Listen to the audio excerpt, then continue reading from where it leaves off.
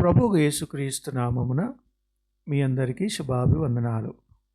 అనుదిన ఆత్మీయ ఆహారము అనే ఈ కార్యక్రమానికి మీ అందరినీ ప్రేమపూర్వకంగా ఆహ్వానిస్తున్నాను. ప్రియమైన దేవుని బిడ్డలారా, అందరూ బాగున్నారా? మీ అందరూ బాగుండాలని ప్రతిదినము మీకోసం నేను ప్రార్థన చేస్తూ ఉన్నాను. గమనించండి, దేవుడు మనకు ఒక శాశ్వతమైన గొప్ప బహుమానాన్ని ఇచ్చాడు. ఈ లోకంలో నశించిపోతున్నటువంటి మనలను ఆయన కృపచేత మనల్ని రక్షించాడు. ప్రియమైన దేవుని బిడ్డలారా, ఈరోజు అనేక మంది వారి పాపాలు కడగాలని ఎన్నో యాగాలు, యజ్ఞాలు, ఎన్నో రకాలైనటువంటి ఉపవాసాలు ఎన్నో చేస్తూ ఉన్నారు. దేవుని దగ్గరకు వెళ్ళి ఆ హుండీలో చాలా ధనం, బంగారం వేస్తే వారి పాపాలు కడగబడతాయి అనేటువంటి నమ్మకంలో వారు ఉన్నారు. ప్రియమైన దేవుని బిడ్డలారా, ఆయన ఉచితమైన కృపతో, ఆయన ఉచితమైన ప్రేమతో మన కోసం, మనందరి పాపాల కోసం 2025 సంవత్సరాల క్రితమే మన క్రీస్తు మన కోసం సిలువలో రక్తం కార్చాడు. పాత నిబంధన కాలంలో దేవుడు కొంతమందితో మాత్రమే డైరెక్ట్గా మాట్లాడినాడు. ఆయన ఏర్పాటు చేసుకున్నటువంటి యాజకులు కానీ, రాజులు కానీ, ప్రవక్తలు కానీ. కానీ ప్రియమైన దేవుని బిడ్డలారా, కొత్త నిబంధన కాలంలో ప్రతి ఒక్క మనిషికి ఆయన గొప్ప అధికారం ఇచ్చాడు. యోహాను సువార్త 1:12లో ఆయనను ఎవరైతే అంగీకరిస్తారో వారందరికీ కూడా, అనగా తన నామమందు విశ్వాసముంచిన వారికి కుమారులగుటకు ఆయన అధికారం ఇచ్చాడు.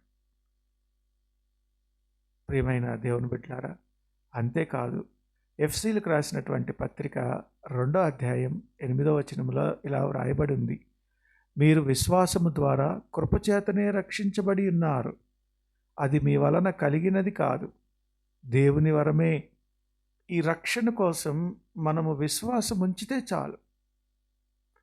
దీనికోసం ఎక్కడికో పరిగెత్తి ప్రయాణం చేసి మనము కష్టపడాల్సిన పని లేదు.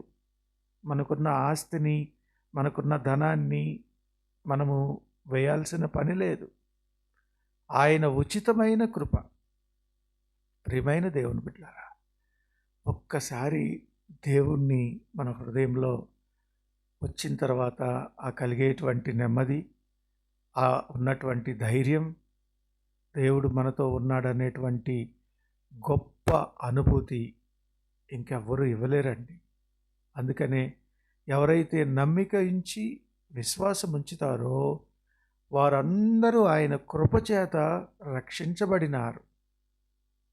ఈ వాక్యంలో మీరు గమనించాల్సింది, ఇదేదో మనం కష్టపడి ప్రయాసపడి ఇంకా ఏదో చేస్తే వచ్చేటువంటిది కాదు.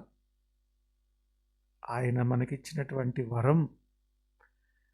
యేసయ్య రాకడ సమయంలో మనము రక్షణ పొందిన వారమైతే క్రీస్తు రాజ్యంలో శాశ్వతంగా ఆయనతో కలిసి జీవించబోతా ఉన్నాం. ఒకవేళ ఈ పాపములో పడి, ఈ లోకములో ఈ మాయలో పడి ఇష్టానుసారముగా జీవిస్తూ దేవుడిచ్చినటువంటి వాక్యాన్ని నిర్లక్ష్యపరుస్తూ ఉన్నట్లయితే ఖచ్చితంగా మనము నరకప్రాయులం అవుతాం.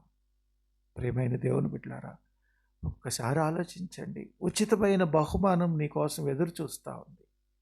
నీ విశ్వాసంతో, అయ్యా నా హృదయంలోనికి రా ప్రభువా, నన్ను రక్షించు. నేనున్నటువంటి స్థితి నీకు తెలుసు ప్రభువా, నేను పాపంలో ఉన్నా, ఏ విషయాల్లో నేను బాధపడుతున్నానో, ఏ విషయాల్లో నిన్ను బాధ పెడుతున్నానో నాకు తెలుసు అని దేవుని దగ్గర మనం ప్రార్థన చేసి ఆయనను సొంత రక్షకునిగా అంగీకరిస్తే వెంటనే ఆయన రక్షణ ఇస్తాడు. ఆయన రక్షించాడు అనేటువంటి విశ్వాసం మనకు ఉండాలి. అటువంటి గొప్ప కృప దేవుడు మనందరికీ దయచేయనుగాక. చిన్న ప్రార్థన చేసుకుందాం. పరిశుద్ధుడా, ప్రేమ కలిగిన తండ్రి, గొప్ప దేవా, నీవిచ్చిన గొప్ప బహుమానంకై వందనాలు. నీ బిడ్డలు అలజడిలో, నాయన దిగుల్లో, విచారంలో ఉన్నారేమో నాయన. ఎన్నోసార్లు వాక్యం విన్నప్పటికీ ఇంకా సమయం ఉందేమో, ఇంకా నా లైఫ్ చాలా ఉంది అని అనుకుంటున్నారేమో. ప్రభువా, వారిని క్షమించండి. యేసయ్య నామములో త్వరపడి ప్రభా రక్షణ దయచేయమని అడుగుతావు. ఈ వాక్యం వింటున్న ప్రతి ఒక్క బిడ్డ నీ వైపు తిరగటానికి సహాయం చేయమని అడుగుతూ యేసయ్య పరిశుద్ధ నామమున ప్రార్థన చేసి వేడుకొంచున్నాం తండ్రి, ఆమేన్. ఇప్పుడు మన తండ్రి అయిన దేవుని ప్రేమ, కుమారుని యొక్క సహవాసము, పరిశుద్ధాత్మ తోడు సదాకాలం మనకు తోడుగా ఉండి నడిపించి ఆశీర్వదించి కాపాడునుగాక. ఆమేన్. ప్రియమైన దేవుని బిడ్డలారా, ఈ వాక్యం మీకు నచ్చినట్లయితే అనుదిన ఆత్మీయ ఆహారము అనే ఈ మా ఛానల్ను సబ్స్క్రైబ్ చేయండి, మీ ఫ్రెండ్స్ అందరికీ షేర్ చేయండి. అంతేకాదు మీ ప్రార్థన అవసరతలను ఈ క్రింది నంబర్కు తెలియచేయండి. మేమందరం మీకోసం ప్రార్థన చేస్తాం. Thank you.